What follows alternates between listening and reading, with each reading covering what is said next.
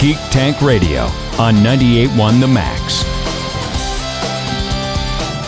Welcome, everyone. We are the Geek Patrol, and our microphones don't have a stun setting. Today, we're joining you from a pitch meeting for the next film in the Terminator franchise, which is going to be written entirely by AI. I mean, it can't be worse than Genesis. Honestly, it's the ones. I think it's the one franchise that could benefit from being completely AI. This might be acting, what brings directing, producing, everything. It wasn't. Yeah. No, I give AI more credit than that. So, but no. Everybody had the right number of fingers. So Wow. Okay. Anyway, welcome to Geek Tank Radio, everybody. I'm Joe Thorderson, here with my buddies Brandon Olmstead and Allan Gilbreth, and our buddy Max over there behind the glass. And I have a sense off the air in talking about the topics we want to discuss today. Today's going to be more or less. For the thumbnail, you could just call this the hater episode of Geek Tank Radio. We're not trying to sound like haters. We just honestly observe the world around us of geekdom and comment on it. I don't think we're going to be haters so much as we're going to stare into a harsh reality that we're all having to come to terms with. Yeah. But I do want to give some homework to the folks listening at home. Okay. We brought up the AI in the beginning. I know you've all looked at it. Send me an email or drop us a message somewhere letting us know what your favorite AI art that you have seen so we can check it out. I wanted to at some point mention that because we teased it last week. I am still fascinated with looking at AI art. Doesn't mean I want them to replace everything. But, right. That's okay. That's one thing we're going to discuss today. But and I'm going to flip this on you. It's not going to be the hater episode. It's going to be the we want to be optimistic episode. We want to, we want to be optimistic. Give us a reason to restore our enthusiasm. Okay, well, in that vein, one of the things you might look for today is the phrase "I want a movie, not a franchise." Okay, I think that's a fair thing we can unpack. I think we can all yell hallelujah and pass the hat on that one. Are people tired of the theater experience? And in that one, I want to say, I want an experience. Not a popcorn munch. Right. Is it superhero fatigue or MCU fatigue? I don't know. No. And me and Brandon might butt heads on that. I'll be honest. All bit. you have to do is look at the Flash numbers, look where Aquaman is tracking, and look what Blue Beetle did. It is superhero fatigue. Okay. I don't they know that all. I mean, I know Aquaman's not out yet. They all failed, and I will retract that statement in January if Aquaman does well. Well, the big thing for me will be watching the Batman sequel and same with the Joker, but you've still because those are different. You've got multiple years before either of those hit. Okay, so hey, I wanted to ask you guys though, because last week we wound up talking about AI art, and I let's face it, we've looked at AI art, we saw the beginning of Secret Invasion, right? I mean, and as much as I hate the implications of AI art, I still find it fascinating just because there is something, it when you see it. And basically, we're seeing the mind of a machine, right? We're seeing what a machine is interpreting their view of the world. Well, I don't know. There's something a little... We're really not. Okay. What we're seeing is some schmo in his computer desk going, I wonder what would happen if I put this word, and this word in as a prompt. And then what the machine does is it goes out and snags pieces from all over the world, all these different pieces, and slaps them together in a semi-cohesive unit. But it has to decide which things to snatch and which ways to put it together. I mean, we can't deny AI art is pretty impressive. Because the truth is, when you pay for the app as opposed to taking it for the free version, it will continue to give you examples in ad infinitum. Yeah, I don't know. I think it's there's too early still in the morning something. for me to say big words. There's still something that gives us insight into a computer's brain. But. Yes, is that it can't do anything that hasn't come before. That's true. That's true. It can't because do everything that AI puts together is derivative of something else. That's why so many of those chat programs are referred to as plagiarism programs. And isn't it also a reflection of the algorithms that the creator puts in? Yes, it is exactly that. Yeah. Now, far be it from me. And as a person that actually writes algorithms, I will let you know that is exactly it. It is all derivative work. And 90% of your algorithms at this point are you copy and pasting and then changing some parameters. I always go back to that line in the U2 song, every artist is a cannibal, every poet is a thief. Alan, Yes. if you write a book, or if Brandon, if you make a movie, you very rarely put anything in there that doesn't in some way come from your outside experience. Exactly. So Right. we're doing the same thing AI is doing. No. I feel like they are. Okay, Joe. Here's my thing. I can take all the same words that are in Romeo and Juliet, every word that's in there, and I can put it into a script, and it not be anything remotely to Romeo and Juliet. AI will take pieces from a Shakespearean work, and you will recognize it as Shakespearean work, even with words replaced. What if Have it you- learns to not do that? That doesn't come from the AI itself. That comes from what the human element has put into it. Now, I will say this for AI. AI is a phenomenal tool. If you're a researcher and you go in and go, okay, AI, what is the difference between a Picasso and... Michelangelo. Yeah. Exactly. So what is the difference between these two? And it runs out and does all of this research for you and brings back all this information. It will hit every Now, work they've ever done. The human has to digest this and produce a finished work. You are correct. Every poet cannibalizes the poets before it. Every writer learned a technique from another writer. Stevie Ray Vaughan was one of the greatest created celebrities ever because he learned amazingly from all of his teachers, and he brought all these different pieces together and became the artist we know as Stevie Ray Vaughan. Okay. But, Yeah. the guitar was Alani Mac. The voice was this, all of these different pieces, but they were all different pieces, and it took the human to make the final product. I don't know. It's still, whatever. It's an arguable debate, Joe, and I don't want you to win. No, I don't. I'm not trying to take a side. I'm not really even taking a side. I'm just being on. I'm an honest observer of our society, and I'm just I like, hate to say it, you might be right at some point. Yeah, Just not yet. But it's one of these tools that have been unleashed on the world. It We has. don't know what, and it's creeping into cinema. It's creeping into everything else. is. So, okay. All right. Well, speaking of poisons that have creeped into cinema, we're going to continue the conversation when we come back here on Geek Tank Radio. You're listening to Geek Tank Radio on 98.1 The Max. Their superpower is watching TV and arguing about it. The Geek Patrol is back. Well, we're about to find out if that's true. I like to think that That's is what we're going to do now. Yeah. I like to think that as a honed skill, not a superpower. Okay. Yeah. Superpowers are accidental. You might be foisted upon with a spider didn't bite Brandon and teach him how to do this. So. Oh, no. Nope. Oh, no. Anyway, welcome back to He is a Geek Tank. Netflix fruit ninja. Absolutely. Welcome back to Geek Tank Radio, everybody. I'm Joe Thorderson here with my friends Brandon Olmstead and Alan Gilbreth and our buddy Max over there behind the glass. And we're not calling this our hater episode. We are just honestly critiquing the world around us and geekdom. And I pitched a question earlier in the show, and I think it's going to trail into others, which is it superhero fatigue or is it MCU fatigue? And I just want to say this out of the gate because I know where this is going. I will stand behind the Batman and the Joker movie and things like Andor. There are a few things just when I was ready to give up on geekdom that some of my favorite content of all time. And so in the midst of things that we sort of hate, there's goodness still Let's out there. not bring Andor into it because television and series fatigue is a whole nother story. Well, that's to talk true. about. So, but the MCU is its own animal. And so that's the question: are we tired of that? Because it's clearly not. Really working anymore. We're definitely tired of it, but it's not just an MCU thing because, like I've mentioned many times, you look at the box office on The Flash, which was expected to be this huge movie, so big that they were like, even with all the scandal, we're not going to bother putting toning this down and just throwing it on Max. And meanwhile, Blue Beetle, which was made directly for Max, we're like, nope, we're going to throw that in the theater too because people love superheroes. I've seen them both.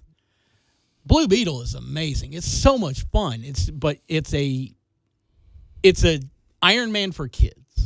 Okay, yeah. That's what I was wondering who the target audience is. Because I've never really liked Blue Beetle. The Flash, though, was made for the Zack Snyder fans. They're the most ravenous superhero movie psychopaths out there. I'm sorry if you're a Zack Snyder fan and you're offended by the word psychopath, but I've seen what you guys went through to get your Justice League, and that's not normal. I commend you for getting it made, but that's not normal. Anyway, Quit. You just said something though, Brandon. Right. I'm with you. I like the Zack Snyder stuff. I love the Zack Snyder cut. But is there a sense that those fans are kind of an elitist group, or is it just that they're very passionate?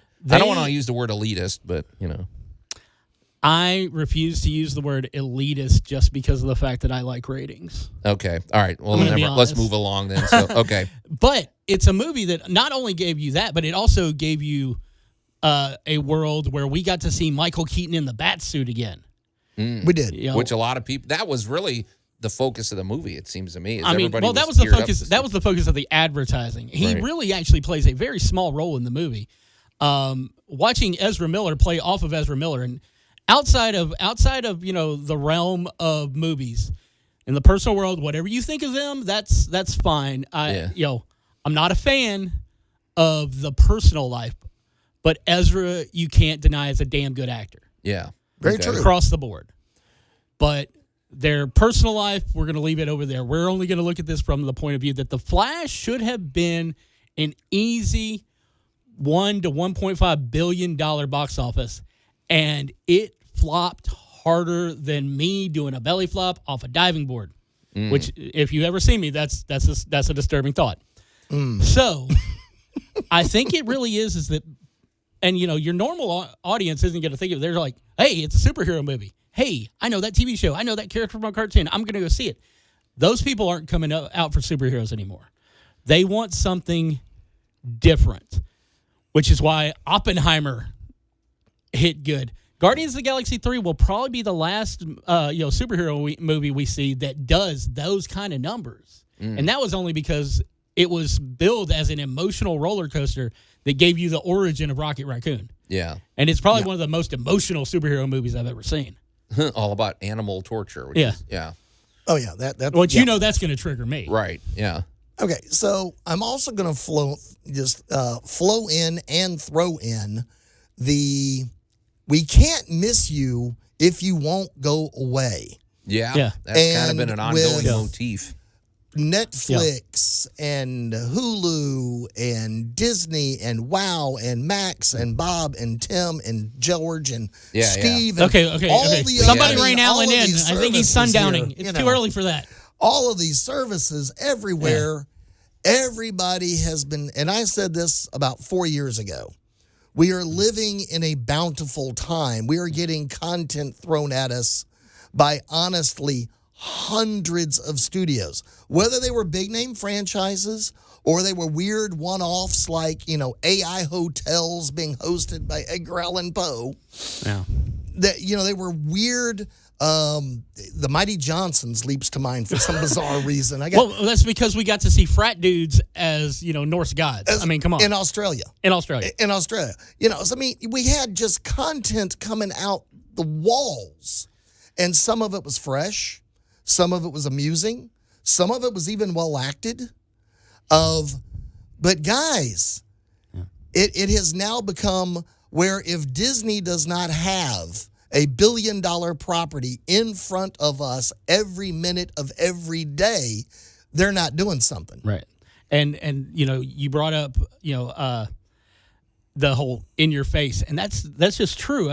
You got to the point where you can't even keep up with the content, but this is where the MCU fatigue in general comes in, is you have to absorb every bit of it, because there's going to be some major reference in the next movie that if you didn't watch Secret Wars and Ms. Marvel and WandaVision and Captain Marvel, I am talking about the Marvels, people, you're going to miss out, because all of those led into this. Mm-hmm. Yeah. It explains why Nick Fury's doing what he's doing, and who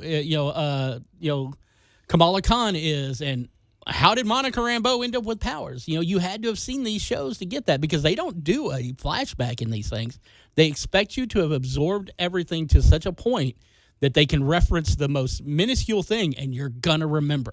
Yeah, and our brains don't work that way. We went through COVID. Yeah. Well, and it's like we said, the interconnectedness can be that can work against you too. If they say, okay, Kang the Conqueror is going to be our new Thanos, well, if you don't care about Kang the Conqueror, well, what's you the point? tune out, right? Why would I go see Kang Which Kang I Dynasty don't. if I don't care about And I Kang? am tired of the universe being at freaking stake every minute of every day. Okay. It's the one reason why Wakanda Forever is I still enjoy, because it wasn't a world-threatening thing. All right. Well, we're going to keep the hate coming here on Geek Tank Radio. You're listening to Geek Tank Radio on 98.1 The Max. It's like listening to wizards yodel in parcel tongue. The Geek Patrol is back. Well, you know, it's one couldn't way hear to that. send coded messages without anybody knowing what you're saying. It's, you know, if you can handle the musical skills. I just figure it's just going to sound like me doing pss, pss, pss at a cat. Well, it's funny the reactions the animals will give, but if you do it I right. have absolutely no comment. Okay. Anyway, welcome back to because it's hitting too close to home for Allan. Anyway, welcome back to Geek Tank Radio, everybody. I'm Joe Thorderson here with my friends Brandon Olmstead and Allan Gilbreth and our buddy Max over there behind the glass. And if you're just tuning in, we're not lamenting. We're just talking about the state of things in terms of the world of geekdom and superhero fatigue, if that's a thing. And in a minute, we're going to get to our discussion about theater fatigue, which you could say. But Brandon, I had an observation. Okay. I just wanted to share with you guys, tee this up. Back in the day, which wasn't all that long ago, all of us except probably Max can remember this. We consumed video either on TV or you went to the movies, or that was really about it. Now Then there we was consume Blockbuster. music. Well, I'm just saying you had to go through some effort to consume video content. These days we are consuming content all day on our phone and everything, and video content is not as special as it used to be. YouTube made it where you can't use ad block anymore. I am still making an effort to watch videos. Well, all I'm saying is video content is so prevalent now, and now studios are trying to get us to get out of the house, to put our phones down, and to go to pay money to go to a theater, and it's a harder prospect. And so theaters are in trouble. So your big studios are trying to convince you to do that because of the money that they make from it. The small studios who get lost in the shuffle because of all these tent poles. Remember when you had tent poles 4 times a year? Sure. Like at the Christmas, the summer. Christmas, just when people got out of school, just before people went back into school, and then Thanksgiving. Mm-hmm. Those were your big, you still Your had summer you had, blockbuster you season. had your Easter 4-day box office thing, stuff like that. But that was that was it. Now it's like big movies were coming out every other week, so much so that anything that was even a remotely a interesting film wasn't getting seen because, it didn't stay in the theater long enough. Yeah. One of the movies that's supposed to come out sometime this month, American Fiction, Jeffrey Wright, it looks amazing. Basically, an author has to put on a persona to try and sell his book. That does look fun. Okay, yeah.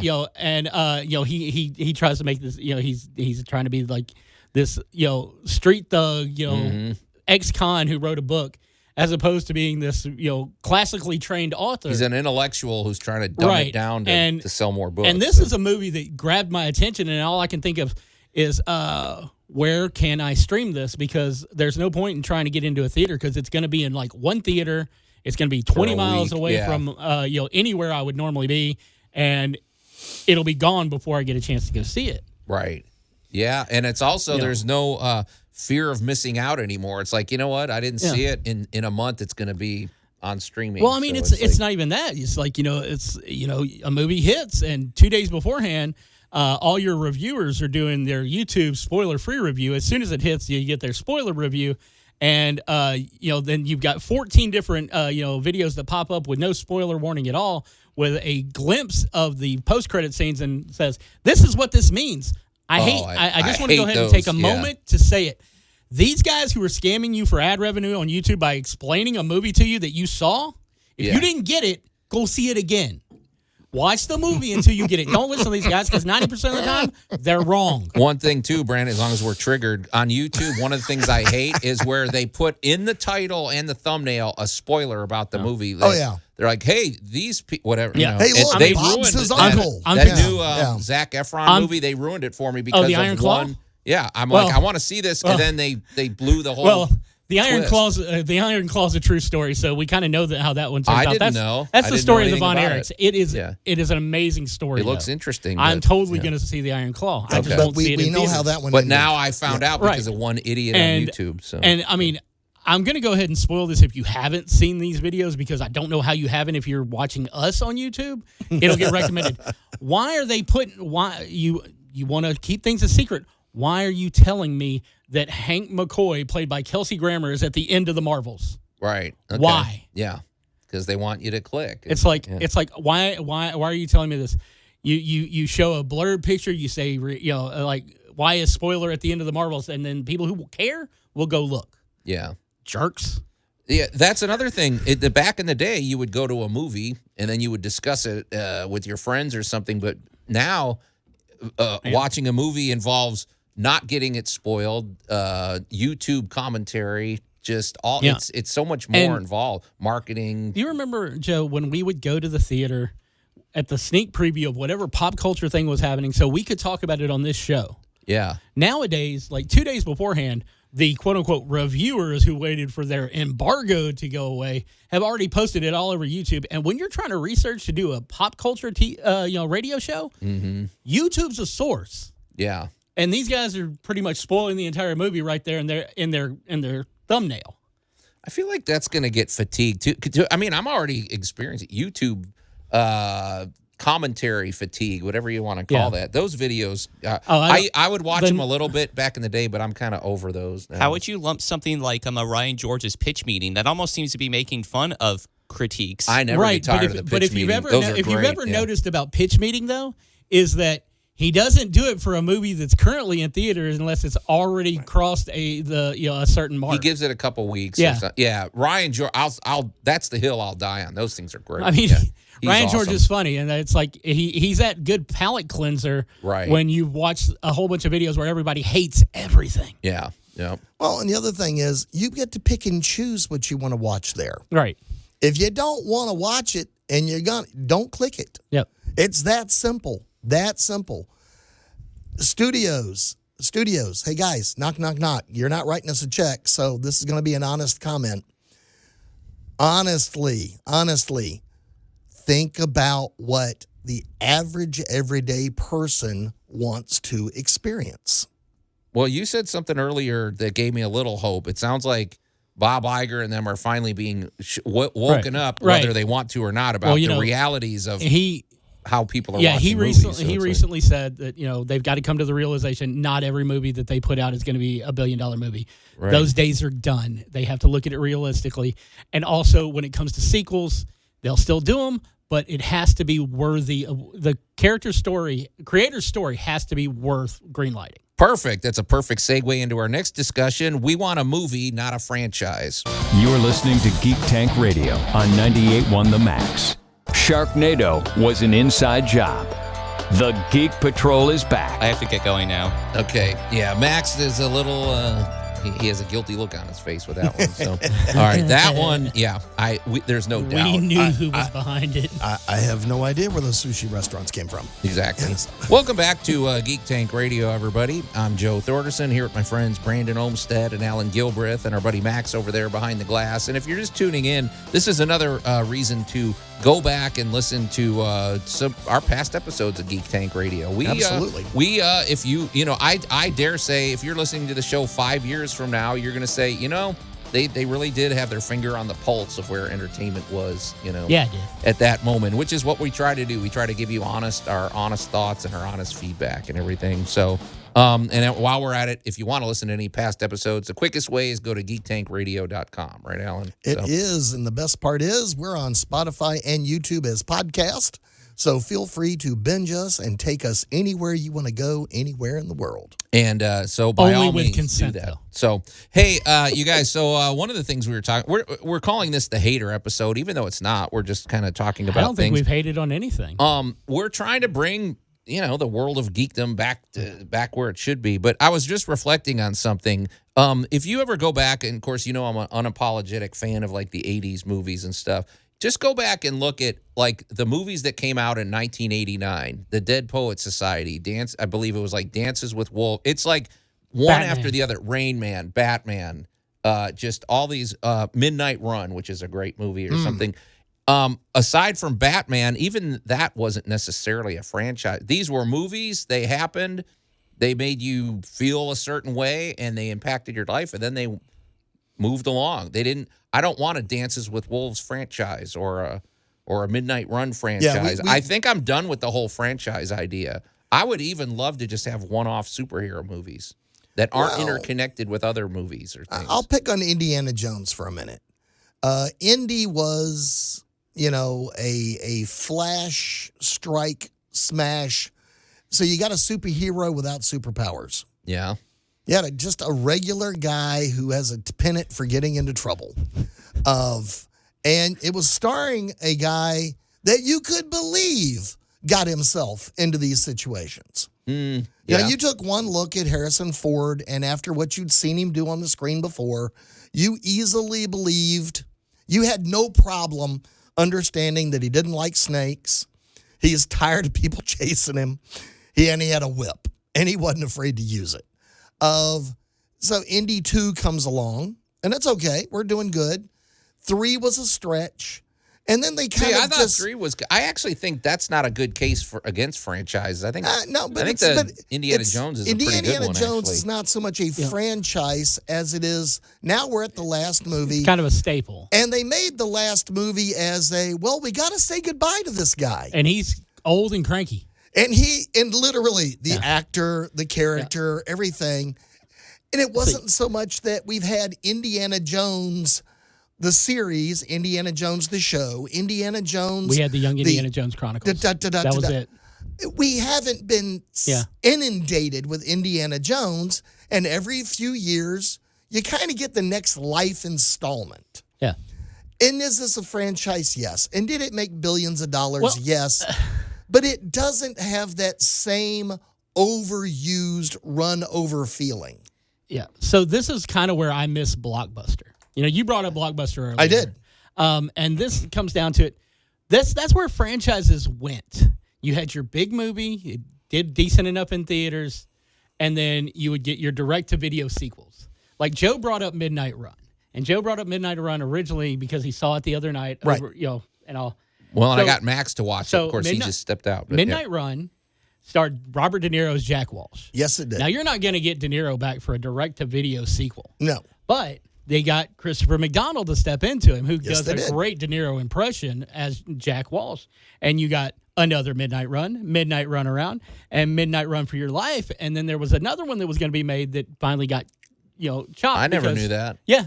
That was the thing. It doesn't need. This is where the franchises used to go. You would get your movie. Oh, yeah, the RoboCop and then the downhill slide. And then you never had to watch the other ones. It's like Universal Soldier is one of the big ones. They had like 14 direct-to-video sequels that if you only went to a Blockbuster to see them. You didn't have to go to the theater.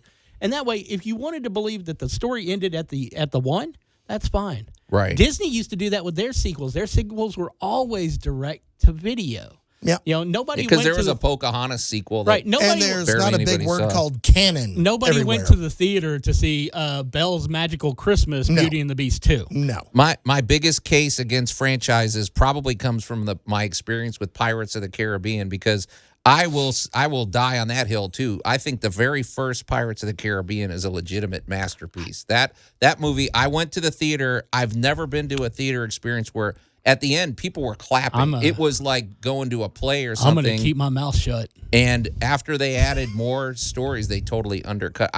Really? Pirates of the Caribbean is awesome. I love Pirates of the Caribbean, one. the first one. I love Curse of the Black Pearl. Don't get me wrong, but I don't even remotely consider it a masterpiece. And I think it's the missteps that make it great. I think it is a masterpiece. I think it's great dialogue, funny, Again, clever. that I is love a movie all about chemistry. Yeah. Because the characters they picked all hit their mark perfectly. Of course, Johnny Depp did an amazing job as Jack Sparrow. Orlando Bloom was great in it. Keira Knightley was great in it. But if you took those two and put them against any other person, their characters wouldn't have come off great. And then you got Jeffrey Rush, which Jeffrey Rush would literally have chemistry with a barrel and a brick wall and make the greatest movie ever. I've seen him on the BBC. He has done a great movie with a barrel and a brick. And there's just so And many the memorable music, characters. The music's great. Yeah. And of course, All right. However, the reviews before that movie came out were terrible. God awful. Because everybody was pointing out that you should never, ever spend that much money making a movie out of a Disney ride. See, that just goes to show you can make a movie out of anything. The expectations were low. Yeah. But man, it was a big surprise. I remember when Titanic came out, the first $100 million movie, people were expecting it to flop. Titanic 2, Jack's Revenge. Yeah. I don't know. Yeah, how do you make a sequel out of that one? So anyway, all right. Well, you guys, the Andrea Doria.